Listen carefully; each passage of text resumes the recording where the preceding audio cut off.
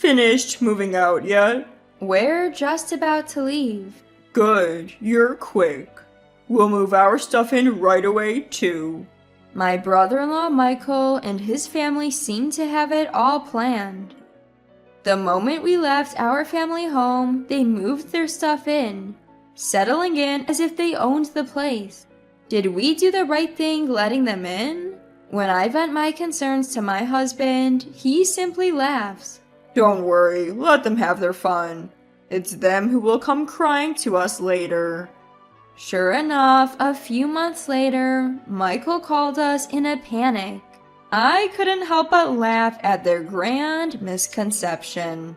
My name is Mary. I met Joseph in college, a senior who was a year older than me. The 1-year age gap felt significant at the time, and Joseph, being so reliable, looked truly dependable. As my feelings for Joseph grew, I confessed to him. Fortunately, Joseph felt the same way, and we started dating. Even after graduation and starting our jobs, our love continued to grow. We couldn't live without each other. Joseph proposed during our 5th year of work. I was thrilled, but nervous about meeting his parents. Joseph, your dad runs his own business, right? And your mom comes from a wealthy family. Will they be okay with someone like me? Joseph reassured me with a smile. You're thoughtful, and most of all, kind. They'll love you. Boosted by his confidence, I nervously introduced myself to his parents. So you're Mary. We've been looking forward to meeting you.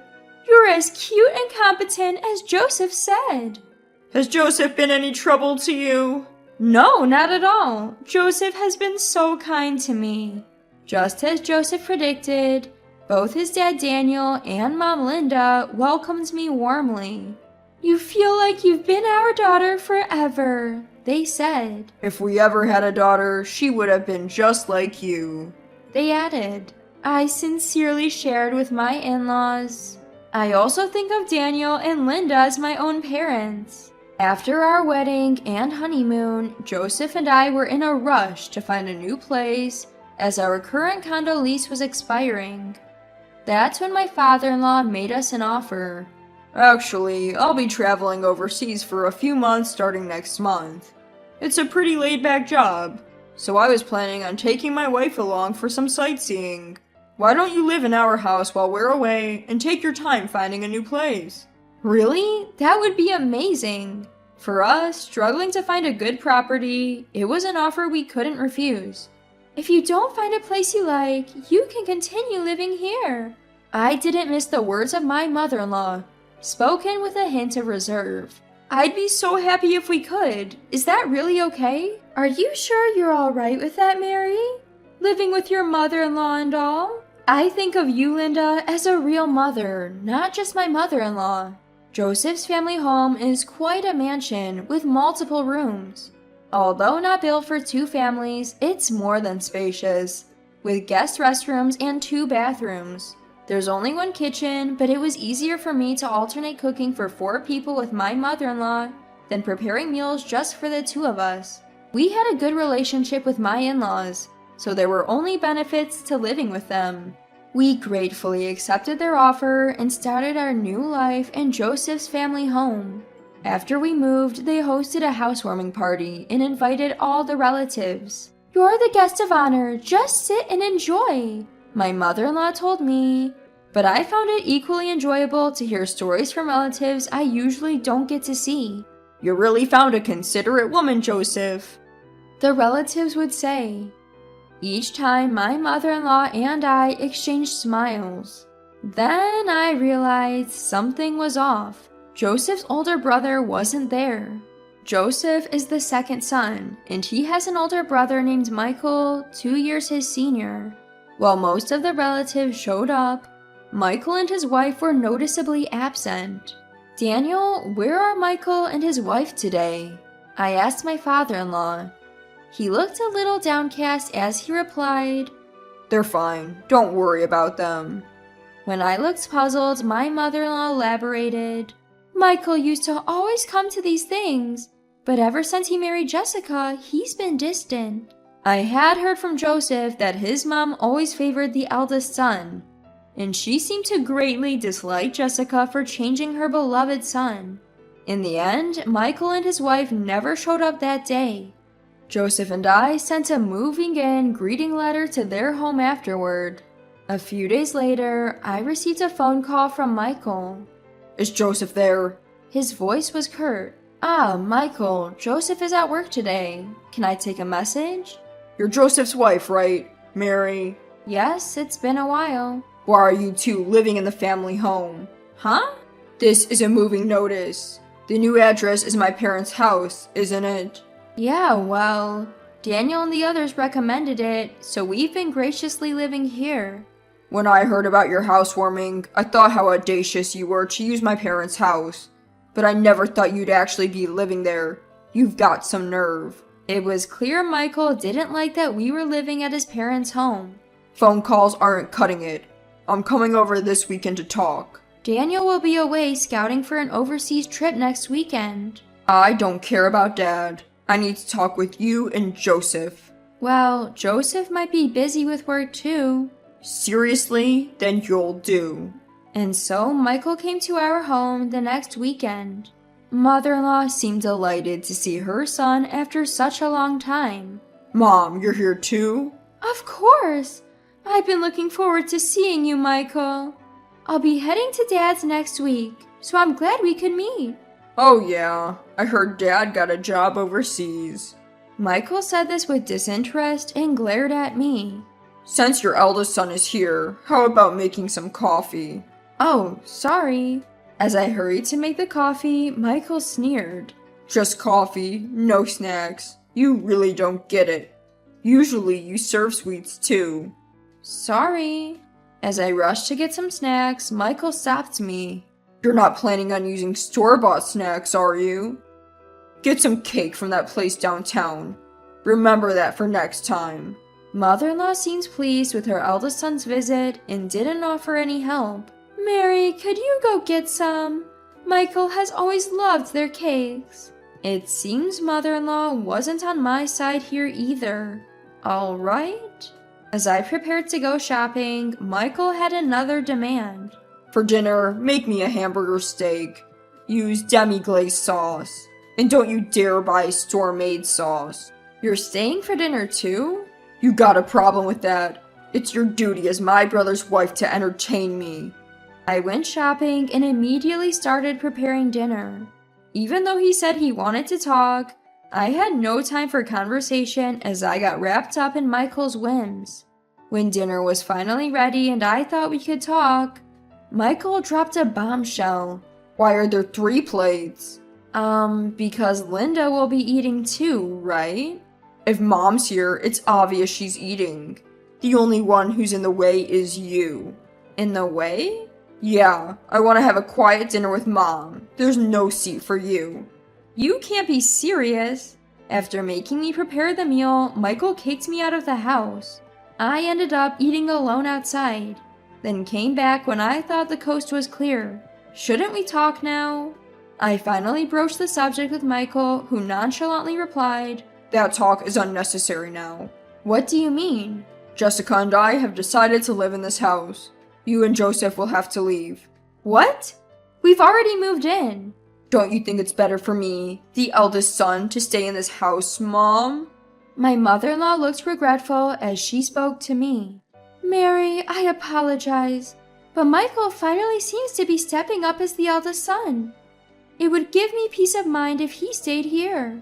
Upon hearing his mom's words, Michael grinned smugly. See, even Mom agrees with me, ha ha ha.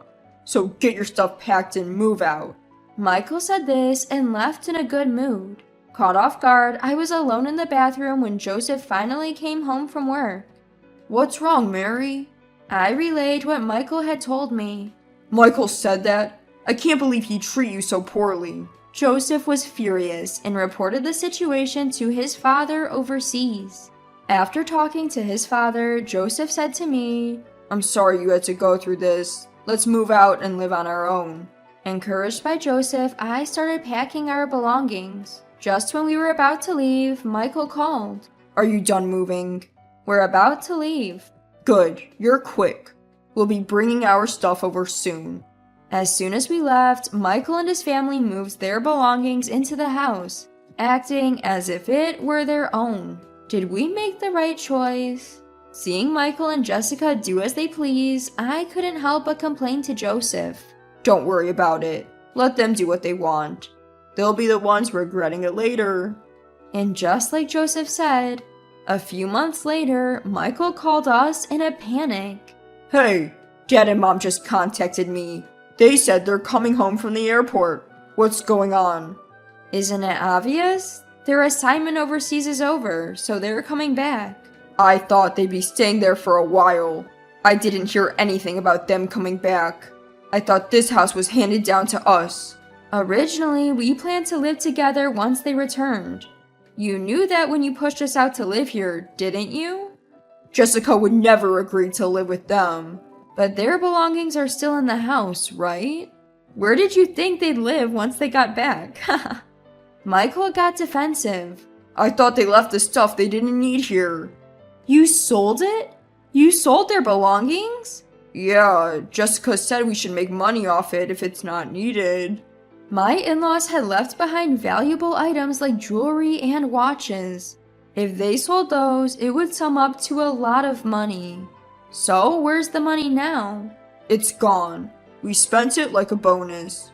What happens if they find out? I guess it's only a matter of time then, hahaha. Damn, what should I do? Mary, can you come over and help? Help? Why should I? So you're Mom's favorite over Jessica, aren't you? Help me out by making it look like Jessica instigated all this. Protecting the eldest son is the duty of a brother's wife. Don't kid yourself.